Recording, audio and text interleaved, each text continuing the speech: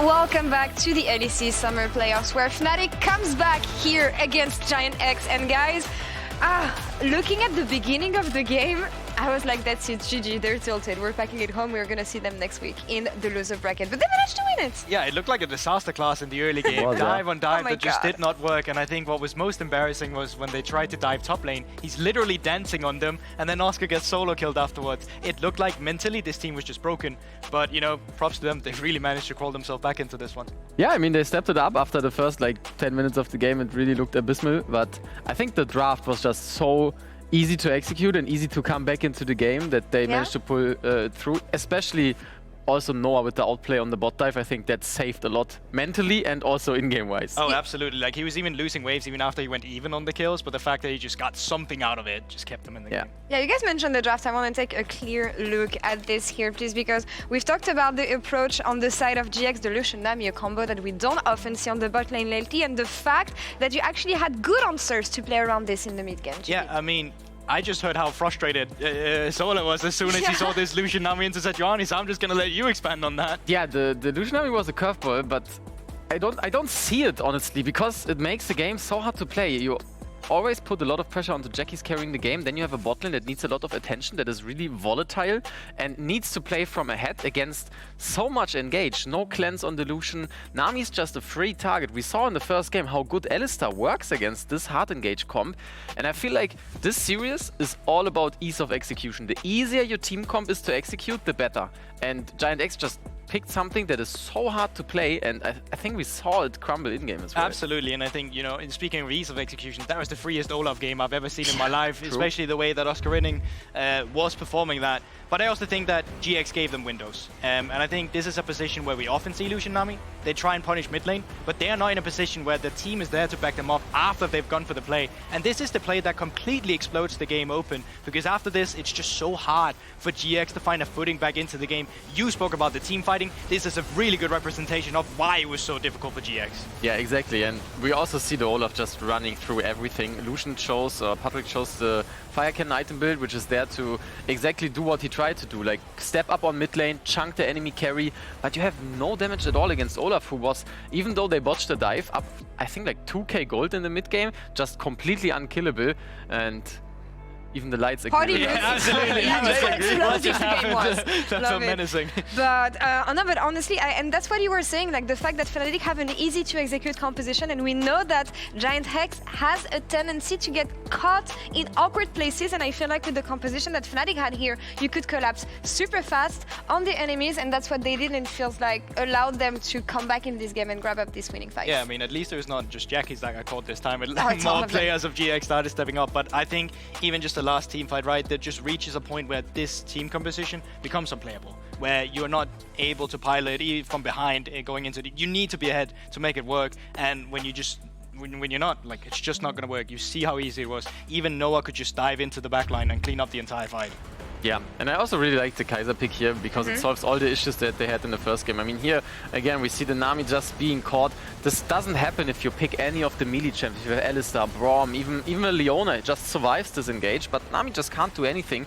You can't really peel for Ezreal, you can't peel for anyone, and at this point, they just completely run over. It was a clean ace at, what, like minute 24. They weren't even dead ahead in gold. I think it was like 4k. We see it here. They just completely exploded the game off of one fight, and that's just how easy this comp can roll over something like GIANTX drafted. So I think we definitely need to see some adjustments going in the third draft. Absolutely. I think they really lack side lane pressure, even in the way where you see Jackies is trying to trade for tier 2s. Like, Fnatic's already been there. They've already gotten your top 2, they've already gotten your bot 2, and you have no side lane pressure to gain pressure before, so you need to win team fights every time, but you don't win team fights, so you just drafted yourself into this little pigeonhole where you can't do anything. Yeah, for me also the big question is, we saw GIANTX now on red side blind picking the Ornn 2 games. Actually, it wasn't a blind pick in the first game, but they still picked the matchup that isn't really winning. So Antonio is just forfeiting the top lane to stabilized the team. It worked in the first game, but I'm not sure if it keeps working. If they just blind pick the Ornn again and again, I think Oscar has enough champions up his sleeve to just roll over the top lane matchup. And we saw what made the Antonio successful this split. I'm thinking of the Malphite, I'm thinking of the Gragas, all these champions that can allow him to flank and help his team and create these opportunities. So that's actually what I would be looking for on the side of GX today. But what is going to be this third game about? Because rolling back, Fnatic, super inconsistent and undisciplined in the first game. They got their things together in the second game with an easier to play composition. And GX, what do you do here with a Fnatic that finally woke up and shows the easiest way to do so? So at least how I see it, adaptation-wise, I don't find GX capable of being a team where they will play for a carry in the top lane and play through that. So you still have to keep Antonio on a facilitator, because where his weakness is in the laning phase, his strength comes how he stabilizes a team fight, the windows that he finds. So you know that Oscar is going to have the edge here. What you then need to make sure happens is that your bot lane is the best position possible at all. So you can't play anything risky. The Lucian Nami, I think it's too volatile to draft. I think you need something that's way safer. You can even go Asai yourself if you want to. Kai'Sa still works, hyper carries, whatever that's reliable to put Patrik in a proper position. I think that's how GX gets an edge. Yeah, totally. We also had the Zeri not picked at all in this series. Could have been a potential pickup as well. Works well against the Olaf. I think also the Nautilus was really free in this game. Usually in this current meta you have some issues with blinding the Nautilus because he loses against Leona, against Braum, against Alistair, even against Rell.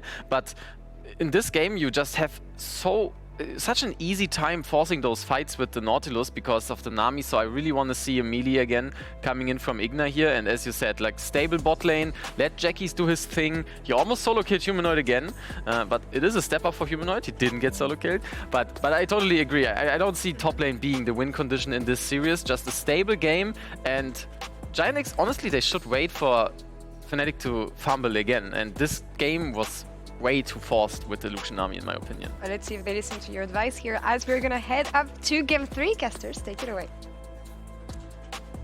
Thank you very much, Des. Keep it simple, it seems, for game 3 for GIANTX to get it over the line. But Fnatic on the other side have woken up a little bit, you know, criticizing Razork through the first game, and even the second, that dive top. Not ideal, what we'll say. Antonio danced on them. And Fnatic, you know, still ended up finding themselves a snowball, ended up winning the game. It was a, I think, good turnaround. We have to see GIANTX now pick blue side. Eragon, if you'd like to start us off. I was thinking in my head, right, like, if they get red side, crazy, you go R5 the Antonio to get the most mitigated, good counter pick into the blind pick from Oscar. I was surprised they weren't doing that still. Yep. Now they've chosen blue side. I wonder what their opportunities are. You have way more room to target ban on blue side. See where they go with that. It means they're going to go Sejuani. We don't get a movement anymore. Oh, no. Man, where's the movement? Razork can still play it, though. Hang on a minute. Oh my. Sejuani ban on blue side. And Ivan against Razork, by the way, so they're definitely prioritizing something different. Yeah, Vi, I think, was a jungler that Fnatic really liked. I wonder if GIANTX target ban Razork and just continue going down that rabbit hole. Interesting to see where this goes. Tristana Corki still open. Rumble as well. A target ban that Fnatic probably need to do into the Antonio. That's the one that I was keeping my eyes on, was the Rumble ban, which we just see coming through there. But also, in the last rotation, we got to see the K'Sante was banned away because they wanted to get that out of the hands of Oscarinin after game number 1. So I think there's still a lot available here. The Vi, still an option, as we already alluded to. Tristana, still very first pick worthy. Oh, yeah. I think you've got a lot of picks here that Fnatic don't really want to give across.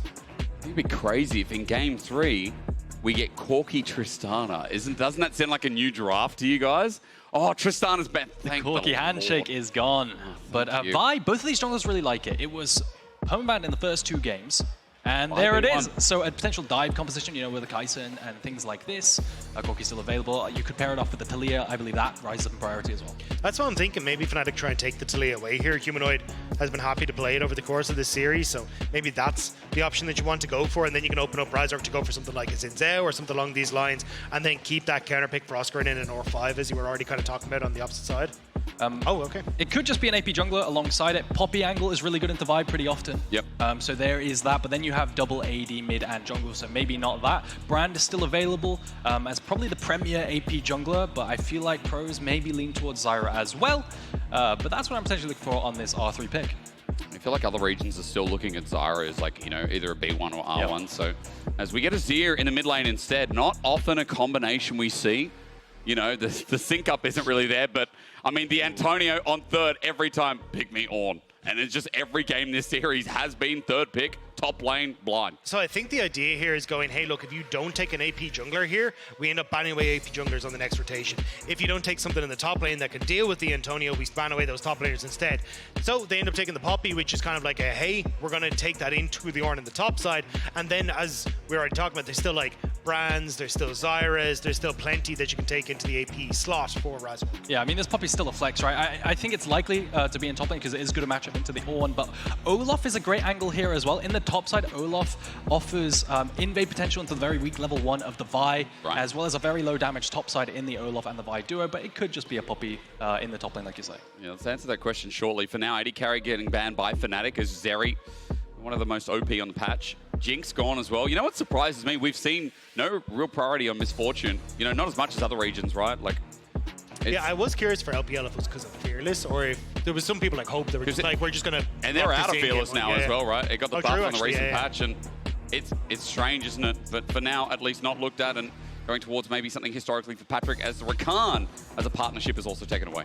Yeah, I actually thought we'd get a little bit more emphasis on the AP junglers, but I think Razork can just go back towards the brand, which is actually, I think, very overlooked in Europe, an incredibly strong pick. So I think taking this now, we've already got a lot of poke coming through from Kai'Sa, from Corki, the Braum can add into that with the Q as well, and you've got a decent front line that can try and prevent that engage tool, or at least a follow-up engage from GIANTX as well. So I like what Fnatic are bringing to the board. Yeah, Ezreal, the next premier AD carry, I feel like. I think yesterday we went down all the way to the Aphelios, but Ezreal is soft countered by the Kai'Sa. You can still take it though, because he's just that strong. Paired off alongside potential hard engage support like Nautilus, although that might be a little bit difficult versus the Poppy there. And you have a potential Alistar angle into the Nautilus. So instead, you're going to take the Braum in advance. In this meta, I mean, everyone loves the Braum right now. A lot of people still picking engaged supports into it, but Braum's chilling with any engaged support that runs into him, right? Yeah, I think the Braum as well, preemptively, because you know they're going to take hard engage. On top of that, denying the Braum into the Ornn angle to block that ultimate, so you take it away yourself. Yeah, so I think GIANTX, at least in the last two, have kind of rounded it nicely, where you do have a very strong front-to-back composition, but we've kind of seen that this game hasn't been decided by these big front-to-back fights, or even the series as a whole, where it has been more of, hey, we're going to find these quick picks and find these moments where we can catch people out, and I think that's where Fnatic really do thrive. They have a ton of damage and great follow-up if they ever find someone who's caught off guard. My only concern is I feel like you've got a Vi who is kind of being a role player, kind of a disengaged champion, because you can't dive. You have no real dive buddy outside of an Ornn over the top of you. Usually you pair off Vi with stuff like the Rakan, stuff like the Nautilus to layer on top and burst a single target. But instead you just have a kind of just a front-to-back Juhan on this Vi, not really doing anything. I feel like roles in the early game as well for Juhan going to be, you know, even at level 6, like, how does he pair up with lanes? Relies on Braum, relies on Ornn, right? But then we're looking at Poppy, we're looking at disengage of Rell, or, you know, a lot of AP damage for counter jungling. I think there's a lot of questions in the back of my mind in how Juhan is going to operate in this third game, when, as you said, there's no real partnership deals there that we're seeing on the board. I think, though, when you've got like the Ornn to follow up and then Braum being able to come in with the ult, there's enough of a bounce house kind of comp that you should be able to find enough, and you've got enough flexibility with the mobility of the Ezreal and the Azir, where I think you can probably follow up. So I don't think it's the worst in the world, and especially when Fnatic, like, your only real opportunity to dissuade that engage is Poppy, hoping that she can get a good steadfast presence. I think we'll definitely find GIANTX finding these moments where you do just lock up someone for a long time, which is being able to knock them up all the time. We need to put more full names into the LEC, I think. But now we're stuck on Married Braum. There you go. Oh, my full name. I don't mind. You can say it again later, Dagda. As we go into Game 3 now, GIANTX, they started this series with a bang, but Fnatic woke up. I think Razork especially. Game 1, start of Game 2, it hasn't been a good series, but after that, his ults were like, he literally just flipped a switch, and dude was on point with the follow-up from Humanoid finally coming through, and the pairing there, returning to what we know about Fnatic at their core. A lot of the picks, definitely off the back of Razork on that Sejuani, now filling a different role. A lot of Brand is farming, power farming, cycling your camps continuously, and then throwing your ultimate in a team fight and just doing absolutely massive damage as this carry with the front line in front of you. So see how well he fills that role. I'm a bit worried, though. Humanoid on these AD carries. Now, I will say, they have not looked clean recently, and it's really on him in this Game 3. See if he stepped up in these last 2 weeks. Role reversal, what do you think about Jackie's on a mage? Or is Azir too much of an AD carry? I mean, he kind of fills the role of auto-attacking, no? But he's got a lot of playmaking added into the kit. Noah just takes a couple of shots. People love that. Yeah, I think the the early game is going to be a little bit of a struggle for Fnatic, where you don't really have anywhere to try and play around that bottom side, because Juhan going to be dissuaded by IgNar. If you end up running into like a combo of Juhan plus another person, you're both very squishy on Fnatic, basically from the top half of the map down. So I think there's going to be moments where Fnatic kind of have to find their windows of opportunity to play around and avoid a lot of the 2v2s or the 3v3s because GIANTX are just that little bit more tanky. Yeah, that Braum's so incredibly strong versus this composition. Like, you have to concede 2 versus 2. I think if there's any action, it might be post level 6 in the mid lane with that shuffle potential into the Vi ultimate. That always has potential onto Humanoid. How fun is top lane for you? Yeah, I'm going to ignore that. No, Eragon, come back to it. How fun is top? Poppy versus Ornn. Man, I love tank v tank. Okay, this might be a bit of a based opinion, what is wrong but with you? It's really fun pressing tab and counting how many grass procs you have versus the enemy top, because it's like this little mini game where you think you're winning, you know, and you know the other top lane is checking as well, but you never talk about it. Right. It's just a mind game that you're winning, and it feels really good. That's how I play ARAM with Dark Harvest stacks. True. Everyone takes Dark Harvest, and then you're just like, okay, whoever actually has the most Dark Harvest stacks to win is actually the true winner, regardless of whether you win or lose the actual ARAM itself. Oh man, now I'm just going to be looking for that for now. It's hard to count when you're observing, isn't it? I think it's kind of impossible unless we go on our own screen and see the grass stacks. Either way, we'll try and get some kind of element. I don't think we've ever asked our observers to do that. How many grass stacks? Okay. Let's keep track of this. Putting them on the spot now. They're like, wait, what? Grass tags, wait, what? We want an update every 5 minutes. For now, Oscarinin, I know you already talked about it in Big Ban that, you know, this Poppy's going to have a bit of an edge in this matchup as well. That is going to be a bit annoying for the Antonio, who just continues to pick up this Ornn 3 games in a row on this role player as his wave gets pushed in and an early demolish. Camp cycle for Razork, just full clear into topside, very standard. Both of these junglers aren't very activated early game. They also don't have that much setup to work with. Vi needs level 6, so you often see Vi is just power farming. Same with Brand needing to cycle camps. As volatile trades down bot side might change that.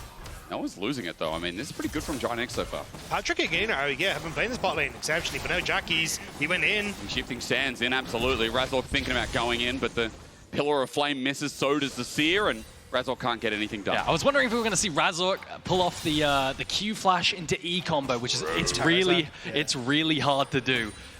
Maybe I'm overselling it, but it is really difficult. And you see people mess it up all the time, but he doesn't pull the trigger, doesn't want to trade his flash for Jackie's. Again, we just watched top. Interesting matchup. Like watching bread dry, isn't it? Bread dry? You know what I mean? Do you watch bread dry? I can't really eat gluten anymore, so I forgot. It wasn't years ago, 6 months ago. So you've taken all the bread in yours and just thrown it at the walls just to let it dry. I left it outside, it's wet in Berlin, and now the bread's just hanging up, hoping that I can eat it one day soon. But it's gone a bit moldy, Dagda. So I don't know what to do with that analogy. Well, it's early game, so you can do whatever you want with it. I mean, especially since, you know, Fnatic feel like this early game's going pretty well outside of the bottom lane, right? Mid especially, as Jackie's is just getting Gatling gunned down. Shifting sands is a good trade. I might take it back. I mean, Jackie's in all 3 of these lanes every game. Has been going toe-to-toe with Humanoid, to give him some credit. Yeah, he's been doing a good job, and I think in this matchup specifically as well, Humanoid wants to try and play aggressive with the Gatling gun to get that shred, try and get a lot of the damage down, but Jackie's setting up the soldier as well to try and answer back. And now, I mean, there is an option for Juhan to try and set up for some sort of mid play or try and play around bottom, especially as on this next, like, minute, he should end up hitting his level 6 as well, and can then start to look for plays. But Razork revisited mid, but again, look at the vision control that's already set up around this mid lane. They know Razork wants to play for Humanoid. Well, he's going to try and get a trade. Humanoid, the Phosphorus Bomb actually connects, but Jackie's wants to step back up to the wave on a ward, as you said, Dagda. Razork walks away regardless, but Juhan, the earliest Dragon start I think I've seen in this patch and last patch combined. Like, no one prioritized it much anymore, but an early Dragon down to GIANTX to open up the game. Yeah, because of the mismatch Dragon and Grub timers that have been introduced, Juhan can actually walk up to topside and potentially contest the Grubs as well. W. Oh, good dodge. Nice sidestep, no passive. By the way, I got an update. Two for Antonio. I think it's 3 for Oscar. 2 grasp stacks. I think that's it. At 6 minutes. That tells you that exactly is terrible. Where it is. Top lane, baby. Let's go. We'll update you again shortly. I hope I got the numbers right. So Juhan now starting to move up. We'll spot out that Razork has already started these white grubs. He's taken 1 so far. There goes the second one. Can he get the third? Okay, there's this snipe away. Nice. So this is a direct result, as I'm The Might flash get engaged commit. I there. mean, Juhan has Humanoid's flash. here as well. He has his own flash. He matches over the wall and he's level 6, so he's got a rocket right out of the pocket. There's first blood. Humanoid nails him down. Tries to contest the grubs after securing the dragon because of the mismatched spawn timers. But they find the collapse onto him. Humanoid has the push and the priority now. Antonio might be dove. I mean, there might be a seismic shove out. Antonio's trying to clear the wave. He flashes back on him, but the damage from Corki is nuts. And man, Fnatic have been scaling into this series now with Humanoid starting 2-0. I was about to say, I like the idea from the Antonio. Just go for the wave, say, look, job's done. As long as I can get this wave, I'm happy. But he burns the flash thinking he can get away as well, which only ends up, well, costing him more when he still goes down. Absolutely massive CS lead for Oscarinin in topside as well. He is performing out of his mind with his counter pick. A cull advantage on top of that for maybe something like the Black Leader of the Sundered Sky, but that is doubling in CS. But he's only got like 4 grasps. True. So, you know, it's like... True. He is winning, though. He is winning. That is true. That is it's true. 4 to like 3. Definitely, I think it's more than that. I think we got updated that Antonio got 1 since I put that stat on air, so... This is the worst stat I've ever asked for. I still, though, I think like this is where Oscarinin really does shine, when he's able to get these good matchups. And now we're getting to see when in our LVP top laner battle, that Oscarinin is definitely coming out on top with some help, some friends. But now Jackie's going to be the focus of attention again. These wards have been great from GIANTX to spot out a lot of these movements, but still, Jackie's hasn't really been able to dissuade the fact that Humanoid's picked up 2 kills now. Humanoid doesn't have flash now, though, right? So he's done very well in playing on this AD carry mid lane, but now he's flashless. And the real test is, can he survive the Vi ultimates, the roam down from Antonio with the Ornn ult, as well as the Azir shuffle? Potential there is still to die. Well, I mean, still, the kill's going to matter, but you're right to be exposed. However, right now, I'm looking at stats in front of me. Leads through solo lanes for Fnatic. Bots holding on. You see Patrik and IgNar have been doing really well in the 2v2. That right now feels like that's a lot for GIANTX, but when they have so much scaling, at least they've got a lane to leverage as the game tries to slow down for them. And I think that's what we'll eventually see, is that with GIANTX continuously able to get first push in this bottom side, with Void Grub spawning in just a minute 45, reset, move your bot lane up there, use that push advantage, and then try and solidify yourselves a little bit of a lead there. And I think even at that point, you're going to be in a fairly decent spot to come in for a team fight with all your ultimates available. They have a lot of damage here. Oscarinin has built AD, and Razork's base damage is huge. Can they stun? Wave. If he dies here, it's going to be a disaster. Without TP, a clean dive. Oscar already 2 plates. Demolish will make it 3rd with grubs. Guys, this Poppy is going to be the father of top this game. And Juhan needs to try and find an answer elsewhere. You can see him moving down into this bottom side, but trying to dive onto this is going to be so difficult. Level 7, full health. This is going to be tough. Barrier up as well. Noah is really tanky here. Really is. He can buy some time. The Magna Storm on the turret, though, is IgNar is tanking up for the time being, but Noah takes a while to die. IgNar has no health bar to play with, and Juhan now either. Juhan is at half HP as there's a Vault Breaker in. He flashes, Shattering Strike, counter plays as an auto there, and Patrick's tanking up under turret. He has to flash away. It works in the end, however scattered it ends up being. IgNar tanking up that tower shot at the start for the redive onto Juhan. A really clean play coming out from GIANTX, finding the kill through that barrier and the exhaust. Oh, though, Juhan didn't end up canceling the reset. Razork has no flash to try and follow forward, so IgNar getting that slow, going to keep them at bay. Razork just trying to interrupt the resets, though, because with Noah already back in lane, might be able to catch some of these plates. Just a clean dive, isn't it? Just a lead for GIANTX down the bot side. In it? Did I say in it? But take a look at this, right? The dive, it looks really sketchy because barrier is up. They drop an exhaust onto Noah. They pull the trigger instantly, but it's just flawless tower juggling. I mean, there's nothing else to break down. IgNar tanks it very well. And then on this redive, he tanks it first. I thought Patrik would tank, but IgNar tanks it, tanks one tower shot, but then he drops it. There was a second there where he juggled the tower auto attacks and spaced it a little bit. I think it was the minion, so I think he timed it with when that tower shot went off, so he didn't end up tanking, but really well played by GIANTX. But here we were talking about, look, Fnatic, they're already set up, they delayed those resets coming through from GIANTX, now they get those turret plates to the bottom side. You saw potential for Jackies to try and roam into this bottom side, but I think at this stage, Patrik just kind of realizes he's not going to be able to approach this, and IgNar separated as well. He's walking in, Juhan just flashes over the wall, the crash down is there, the Unbreakable absorbs the damage, as Razork gets some friends with Juhan. Gets that passive out, and after Blaze is well and done, Razork playing through the choke, and Dagda, I just love the point on bot. The way that Fnatic were able to capitalize, Noah gets some gold back in this lane because he delayed the back so much, as now they look to start Dragon after the tempo resets a little bit. And take a look at Tom. Also, the Antonio had his base force and had to TP up topside, which means that he can't TP down to the Dragon if he wants to. So this is going to be naturally a Fnatic-free Dragon, as Oscar can TP if he likes. I feel like with the TP as well, doesn't that mean Grubs is an easy transition? Yeah. Fnatic, what do you think? Like Razork, he's got his mana back, two-shot barrage, okay, slows it down a little bit. But let's see what happens there, because it's already 2 Grubs for Fnatic, as Juhan's like, I gotta hit this fast. But you can already see, because the interrupt on Razork came through, he's got a little bit more time with it. And realistically, all he needs to do is try and get 2 of these to make it 3 for 3, and you don't get the little voidling spawning. So at least getting 1. I think he could have stuck around for 2. Yeah, he's going to go back for a second one here. And Patrik, with IgNar now moving in, will have control on bot side. So Fnatic just having these small little reset timers stopped makes a big difference here for GIANTX. And after these grubs, the most important objective is going to be first blood tower, because you're going to have a downtime of about 4 minutes.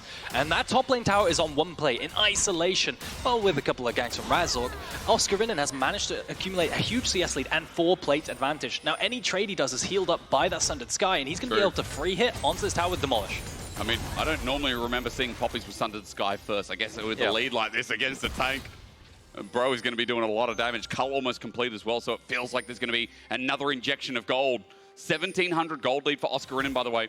As right now, that is leading Fnatic with a 2k gold lead overall. And Fnatic are trying to set up for a dive on bot. Humanoid just pushed in mid, but look at where Juhan is. He immediately reads this, trying to get down to the bottom side. That ward at the bottom will spot out the Juhan's here, though. Waiting for the Pyroclasm come through. Unbreakable's up first. Pings are coming down. There's a TP coming down in that tri-bush. That's fine. Jackie's is going for it. Jun hit level 6 just then, though, so he's got the Magnet Storm. He turns it back on it. Then the Pyroclasm unleashes hell. Noah free fires as Juhan is now down without a doubt, and Noah stands in front, ready to take him out. Razork will chase him down, and man, that quick 6 from Jun off the back of the minion wave, I think that just gave GIANTX the biggest slap in the face I've seen. And IgNar tried to push that way too far, tried to engage after everyone, but with the engage from Jun, didn't get the exhaust off, didn't get the unbreakable up, and is immediately dropped by Fnatic, and now they can carry it the rest of that fight. Really well orchestrated by the Fnatic support. It's a really great snap decision making from Fnatic. They see that they are going to be TP flanked on that ward from the side of Jackie's. So they just decide to pull the trigger going in one direction. As you can see, the pings were coming down for a long time. The teleport comes through and they have to decide, do we go onto Jackie's or do we go forward? Jun pulls the trigger. He engages instantly onto the backline. And that way, Jackie's can never dive.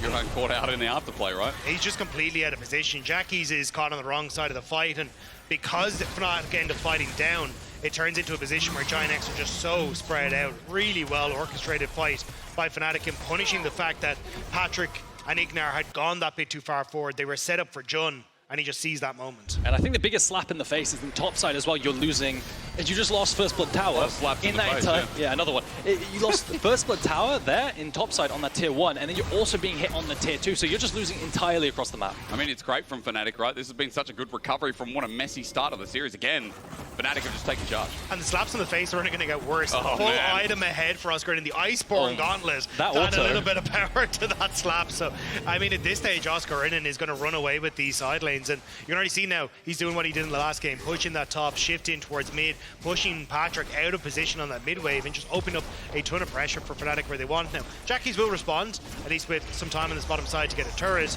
But when you've got a minute and a half until that next dragon, I feel like that's where Fnatic are looking. I mean, the biggest problem I see right now is that that's only a kick in the leg, right? If you're slapped in the face, like, that's kind of a KO. Depends on how hard it is, but the kick in the leg is just a bruised Dagda. So at the end of the day, gold injected back on him, but a 4k gold lead for Fnatic is what we sit on. And I think the biggest thing that's a problem for GIANTX right now is because of that humongous top lead, they have full topside vision control because they can't check, because they're just going to be one-shot by the Poppy.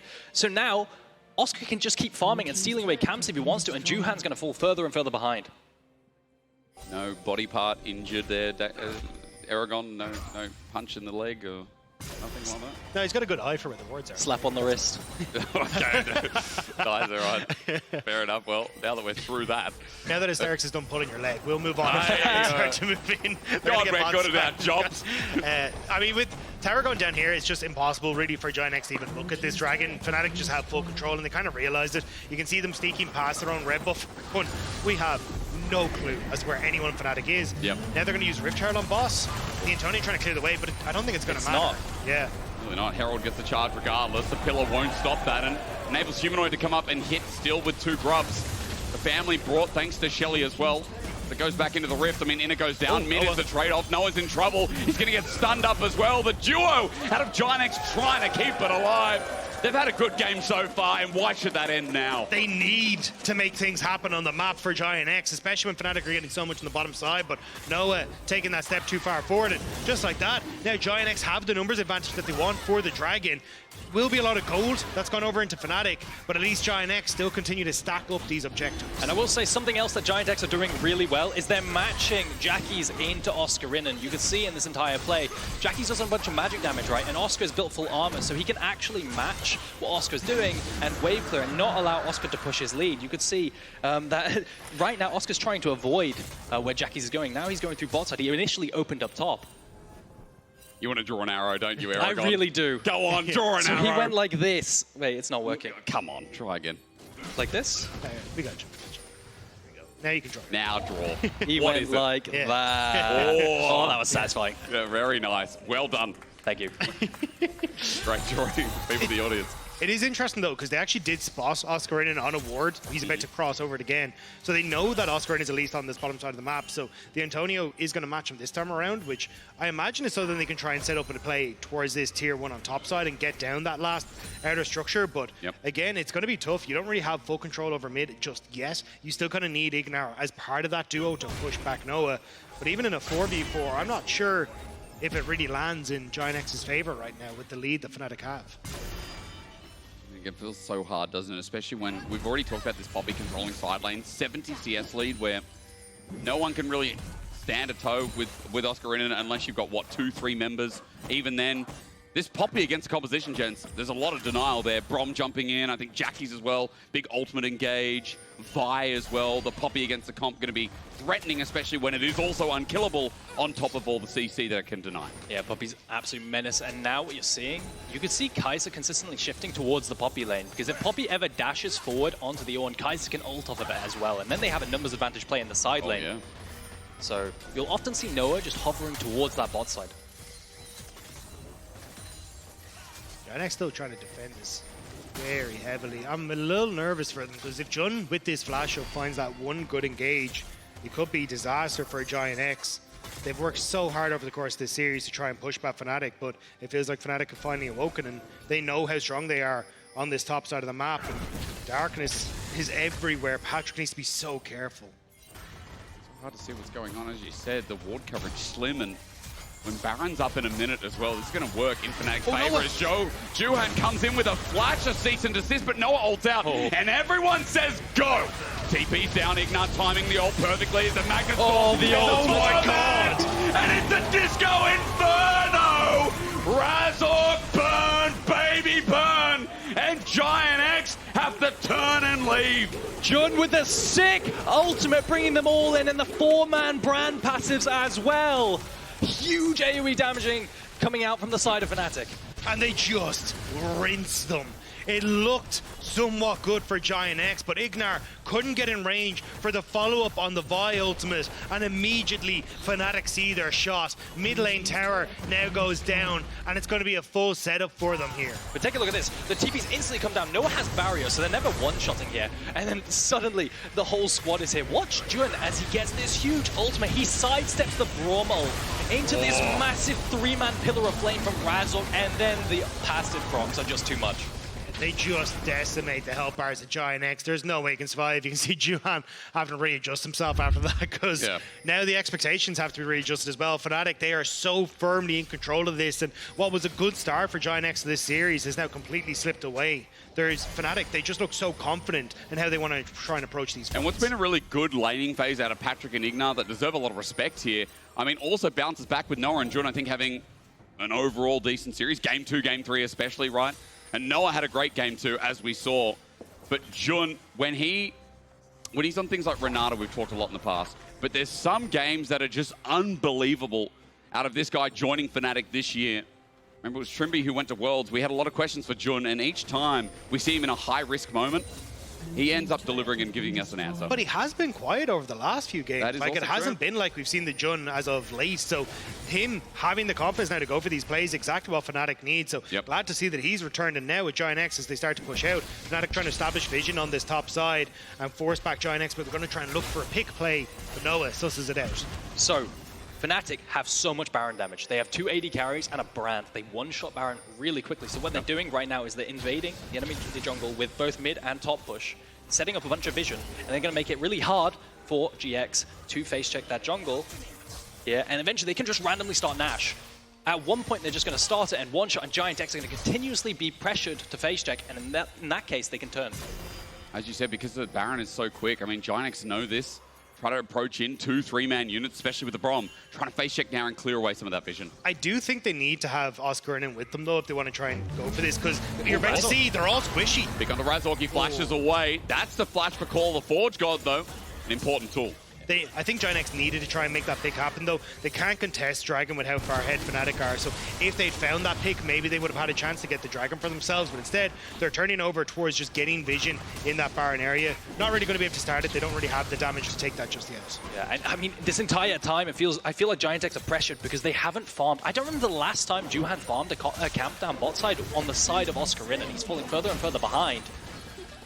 And now Fnatic take re-control of top side.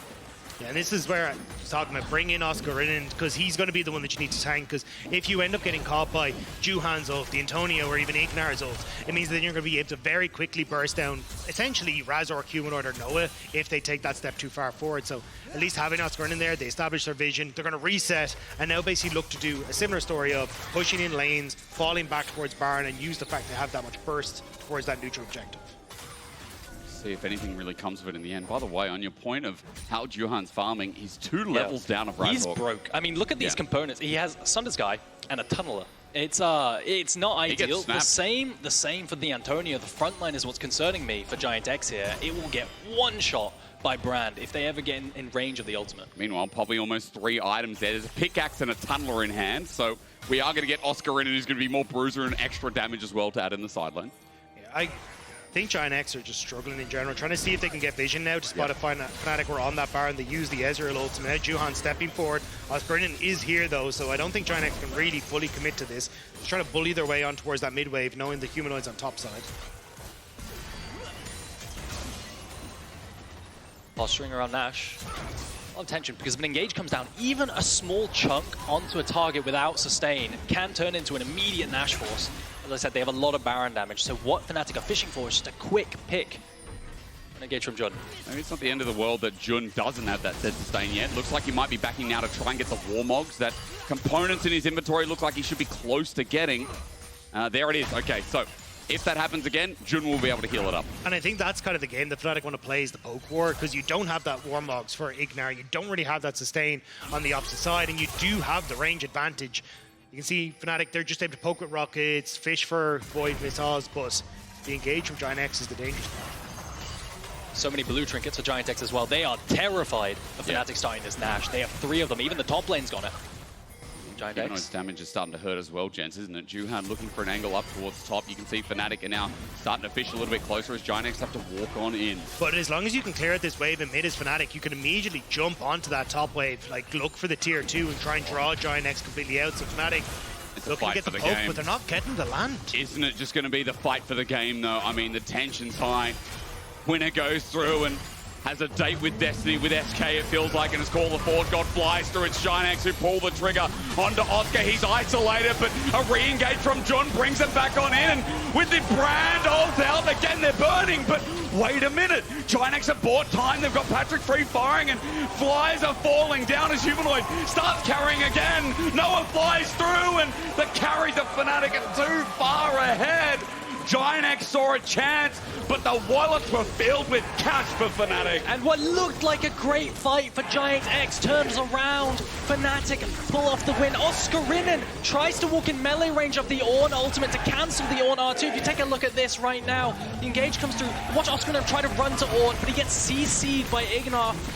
And in the end, the carries from Fnatic just do too much damage. And it's also, watch this, the stopwatch from Razork prevents the fling back from Jackie, so he's not in the middle of GIANTX. True. He's now able to back it on up, and all the engage has been used from GIANTX, so now the long range that Fnatic have against some of these melee players is able to come alive, Noah able to follow over the wall. And it's just, even if you look, IgNar never really got in position to even use an exhaust in the middle of that fight either, so you've got vital tools for GIANTX that just couldn't get used properly in that fight.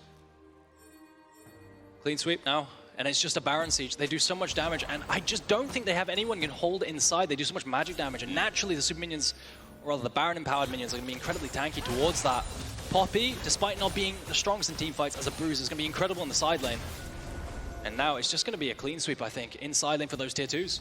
I mean, look, it's almost a 10k gold lead. For Fnatic, they've found sides, and Jackie's might be the victim, but he's got Juhan behind him if it evolves. Waves being pushed out, giving a bit more time to GIANTX. If there's any hope in this game, it might be around Dragon, it might be around Elder later in the game if it gets there. But the lanes have been rough in the top side of the map this game, and Razork might be the pick. Wait, it's never over till the Nexus falls. Antonio, no! In a game 3, he needed that to hit. His IgNar now gets away. John, the Magnus forces the flash over the wall, but Oscarinin is going to close the gap. A double kill picked up. Noah's setting himself up, and Fnatic will take that every day of the week. It was a scramble. It was desperation from GIANTX, but the execution wasn't there. And now Fnatic, it's a march towards the Nexus. They already have the wave starting to come on through. Dragon is up and available, which is what you can see Razork resetting to go towards, but the outer turrets are going to be completely decimated off this push. GIANTX trying to stop the siege before it even happens with the snap engage from the one item buy, but they don't do the damage. Razork has that Zhonya's Hourglass and a bunch of HP to buy time, and in the end, it's going to be an entire clean sweep of tier 2s as well as the Dragon for Fnatic. And these carries are so clean. It's been great fights from Fnatic. It's Razork who's revived himself. 13 out of 14 kill participation in this game. He's been everywhere on the map, and as he picks up the Mountain Dragon, moves the Soul Point, Fnatic become that much more unkillable. This Poppy with Hysterics gauge, only dying once in the game earlier on, but I don't think that'll happen again. And the question was, they had 2 weeks. 2 weeks to get better and fix their flaws. Can they play 80 mids? Can Humanoid play 80 mids? True. Which will allow Razork to play meta on these AP champions? And I think the answer, safe to conclude, is Dagda. maybe not. I'm still like, let's look at game 1 and game 2, right? Yeah. So I think there's still answers, and now the TP behind. I mean, this is the last resort, isn't it? Call the Forge God is available, but the turret is gone. With Baron, Fnatic push on in as here we go, a lock up, a lockdown. Razork goes golden, the steering charge. That's great, it's a good engage. The damage has been done, but for Fnatic, they still stand strong, and Razork is going to burn them alive again. Noah flies through this 4-item Kai'Sa just about, and now the final deed to be done. GIANTX had faith, they had belief, they had the game in the palm of their hands, and Fnatic rose to the occasion. It's only round 1 of playoffs, but Fnatic were tested, but they brought the fire. We are. Did G2 wait a minute. Let's find out, because the game's not over, but hey, at least the Nexus is bare. There's a shutdown over to Patrik. And maybe, just maybe, the game goes a little bit longer, but it still feels so hopelessly doomed as Fnatic hold such a big margin. The shuffle into the fountain onto Oscar buys them some precious minutes. I see what they were trying to do there, trying to find that TP flank. They prepped that ward onto the bush, but they just don't have the damage, right? You see Juhan trying to go and dive on the Vi on top of the Ornn ultimate. It's just such a nice attempt as well with a double knockup. Also beautiful ult from Oscarinin. Managed to snipe Jackie, so you've only got Patrik who's really trying to deal the damage. So despite the great engage, you just don't have the Azir who's going to be a main source of that DPS. So GIANTX, they managed to get back to the fountain, heal on up and dissuade Fnatic. But it feels like this is only a matter of time until Fnatic come knocking at the door once more. Jackie's probably saving the game with that ulti into fountain. I'm going to hold my question mark of a question ending until Fnatic get to the door. You know what I said. Question mark of a question ending. Let's try that again. Question mark of an ending. How's that? Okay, perfect. It was a question, if you didn't know. Yeah. Yeah. There's a lot For of... Mark, or? No, I don't have any questions for him. Okay. I mean, he thought a pineapple grew on a tree the other day. That guy of Mark, I'm going to take him to a garden soon. We're going to show him. He Yeah. also thought Side. rice was made of potatoes. Yes, So it's like, yes, you he know did. what? I Maybe love don't this. go to him for He food. can't respond. He can't respond. Let's just tell all the flaws about all the weird stuff he thought. What else? Well, I'll tell you one thing. I had a pineapple in my fridge at that time, and I thought, bro, I need to give this to him and be like, how is this weight going to be held by a tree? All right, well, outside of that excursion we've got planned. Don't forget, G2 KC are coming up next, by the way.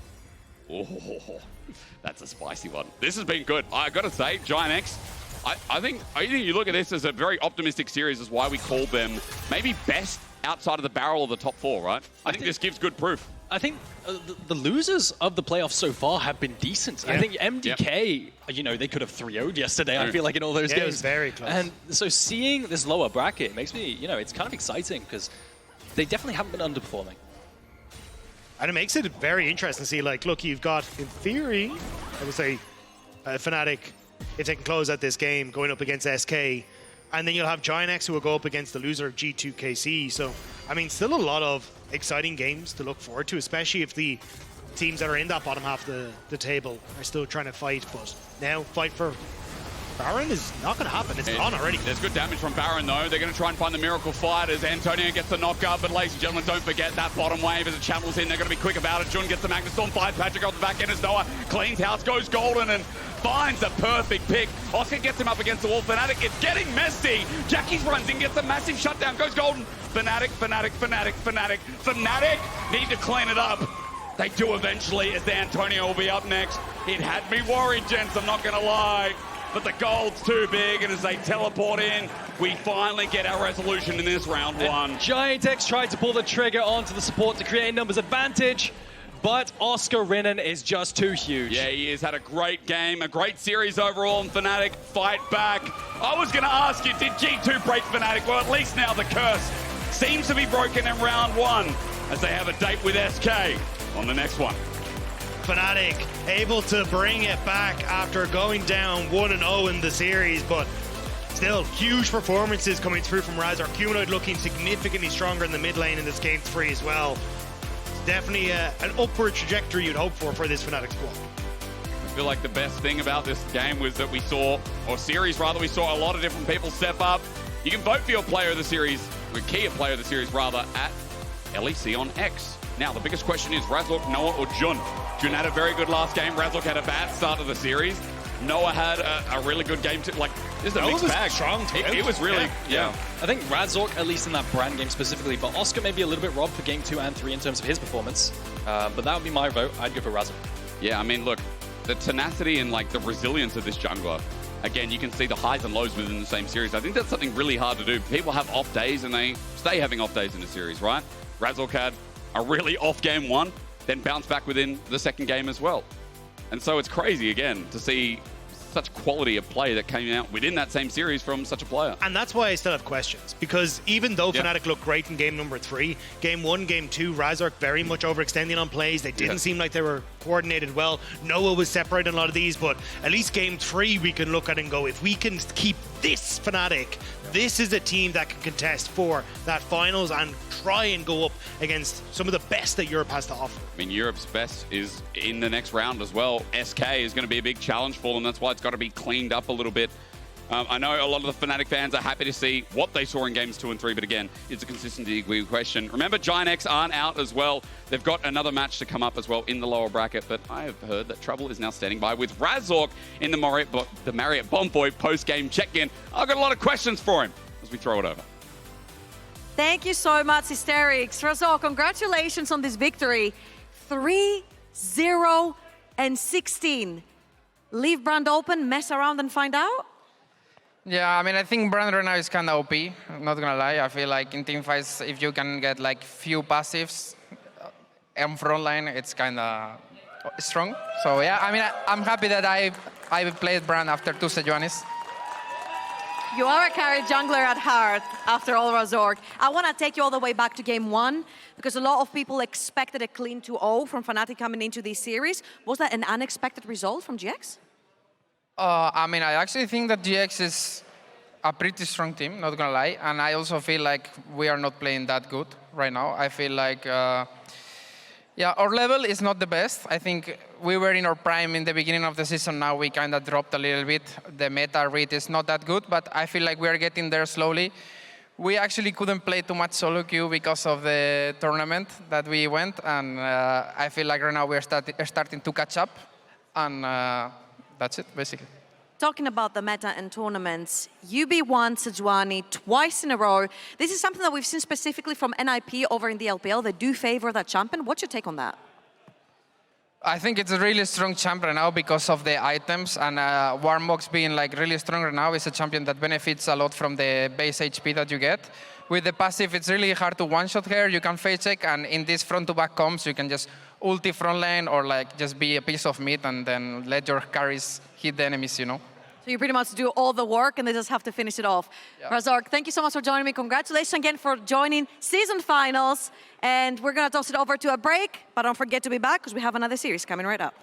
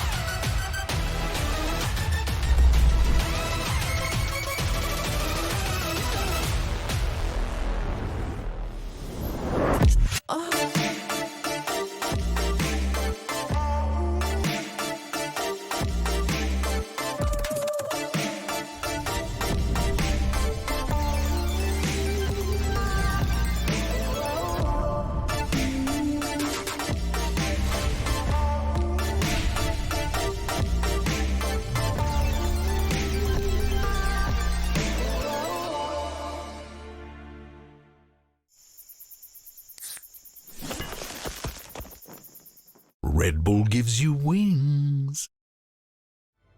There's a place where everything begins. From the first tutorial journey to challenging the worlds. A place where people connect and friends rise to become legends. There's a place where adventure awaits you. Welcome to the legendary lobby. Marriott Bonvoy. Unlock exclusive member rates and legendary benefits across over 30 hotel brands worldwide. Sign up today for free and claim your Masterwork chest and key.